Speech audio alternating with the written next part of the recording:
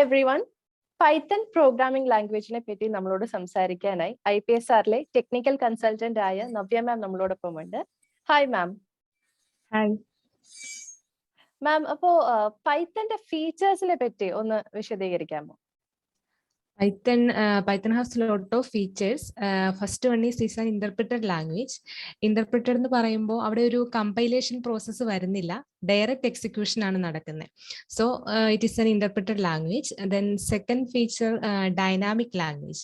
Dynamic language എന്ന് പറയുമ്പോൾ നമുക്ക് പൈത്തണിലെ വേരിയബിൾ ഡിക്ലറേഷൻ വരുന്നതിൽ ഒരു ഡേറ്റ ടൈപ്പിന്റെ സ്പെസിഫിക്കേഷൻ നമുക്ക് അവിടെ വരുന്നില്ല. നോർമലി നമ്മളിപ്പോൾ നിങ്ങൾ പഠിച്ചു വന്നിട്ടുള്ള ലാംഗ്വേജുകളിൽ ഇപ്പോൾ C ഒക്കെ ആണെങ്കിൽ നമ്മളവിടെ ഡേറ്റ ടൈപ്പ് സ്പെസിഫൈ ചെയ്യാറുണ്ട്. പൈത്തന്റെ കേസിൽ അങ്ങനെ ഒരു ഡേറ്റ ടൈപ്പ് സ്പെസിഫിക്കേഷൻ ആവശ്യമില്ല. നമ്മൾ അസൈൻ ചെയ്യുന്ന വാല്യൂ അനുസരിച്ചിട്ട് ലാംഗ്വേജ് തന്നെ അത് ഗസ് ചെയ്യും അതിന്റെ ഡേറ്റ ടൈപ്പ് എന്താണെന്നുള്ളത്. ദെൻ തേർഡ് ഫീച്ചർ എന്ന് പറയുമ്പോൾ സ്ട്രോങ്ലി ടൈപ്പ്ഡ് ലാംഗ്വേജ് എന്നുള്ളതാണ്. അപ്പൊ അവിടെ എന്ന് പറഞ്ഞു കഴിഞ്ഞാൽ ഡേറ്റ ടൈപ്പിന്റെ കൺവേർഷൻ ഓട്ടോമാറ്റിക്കലി നടക്കുന്നില്ല. അപ്പൊ നമുക്ക് അവിടെ സ്പെഷ്യൽ ആയിട്ടുള്ള ഫങ്ഷൻസ് ഒക്കെ യൂസ് ചെയ്തിട്ടാണ് കൺവേർഷൻ നടക്കുക. സോ അതുകൊണ്ടാണ് നമ്മളത് സ്ട്രോങ്ലി ടൈപ്പ്ഡ് എന്നുള്ള രീതിയിൽ പറയുന്നത്. Then next feature is an object oriented language എന്നുള്ളതാണ്.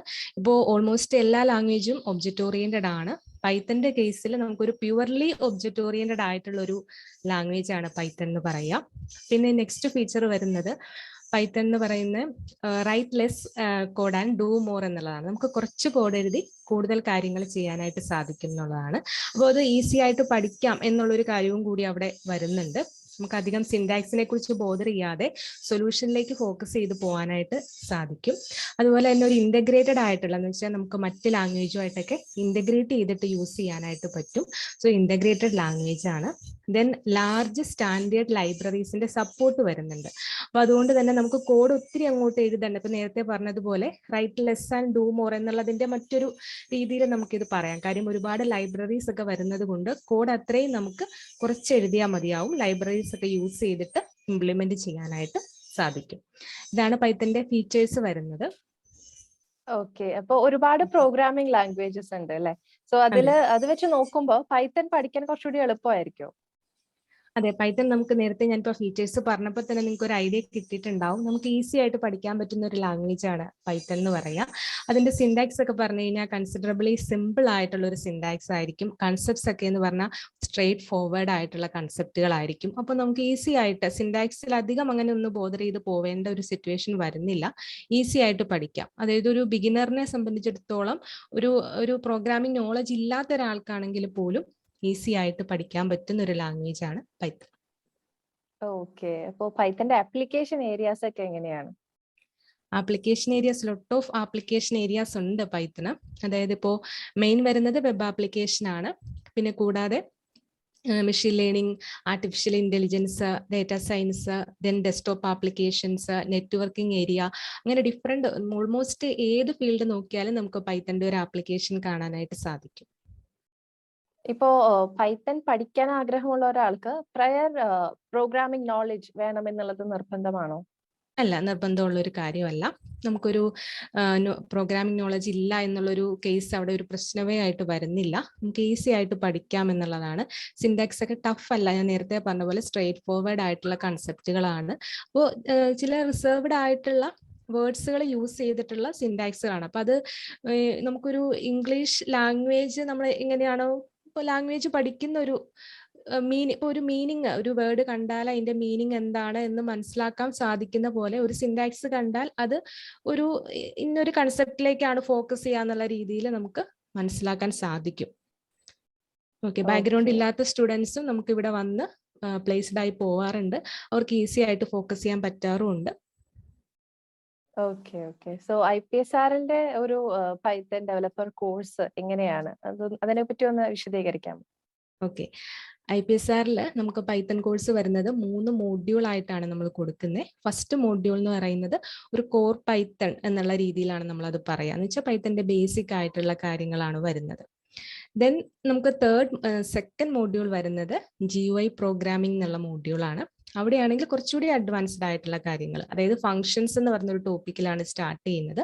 പിന്നീട് അഡ്വാൻസ്ഡ് ആയിട്ടുള്ള regular expression, file handling, object oriented programming, functional programming, പിന്നെ ഡേറ്റാബേസ് പ്രോഗ്രാമിംഗ്, അങ്ങനെയുള്ള കൺസെപ്റ്റുകൾ, അതായത് കുറച്ചുകൂടി അഡ്വാൻസ്ഡ് ആയിട്ട് വരുന്നു എന്നുള്ളതാണ് ആ ഒരു സെക്കൻഡ് മോഡ്യൂൾ വരുന്നത്.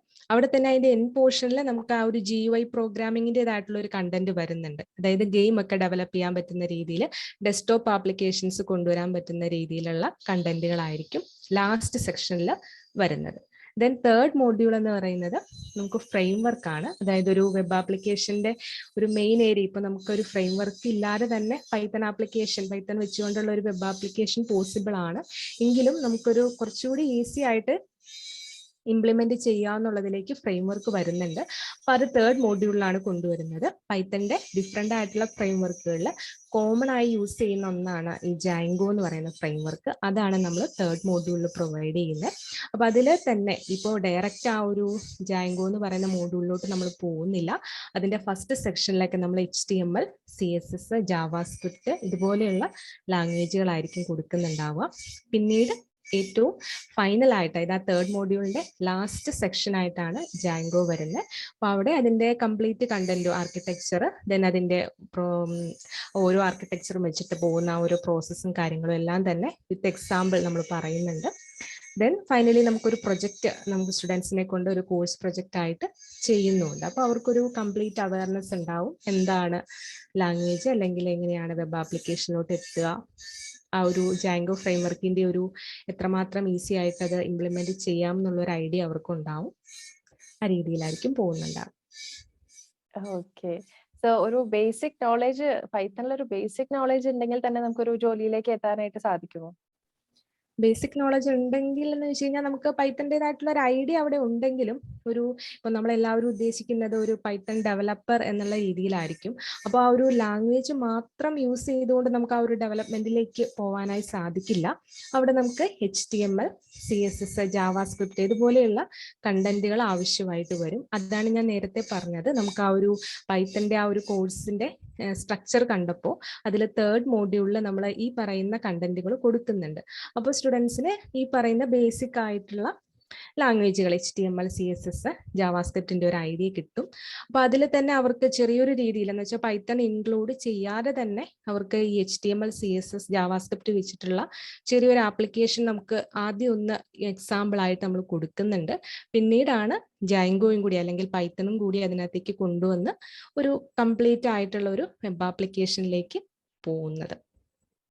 അപ്പൊ അതുകൊണ്ട് ബേസിക് നോളജ് വേണം, പൈത്തന്റെ ബേസിക് നോളജ് വേണം, പ്ലസ് ഇതുപോലെയുള്ള കണ്ടന്റുകളും കൂടി നമുക്ക് ആവശ്യമുണ്ട്. Okay. So thank you so much Python programming ലാംഗ്വേജിനെ പറ്റി ഇത്രയും ക്ലിയർ ആയി എക്സ്പ്ലെയിൻ ചെയ്തതിന്. So thank you ma'am. Thank you. Are you confused about what to choose as the next step towards your career? Contact us and our educational counselors will help you out.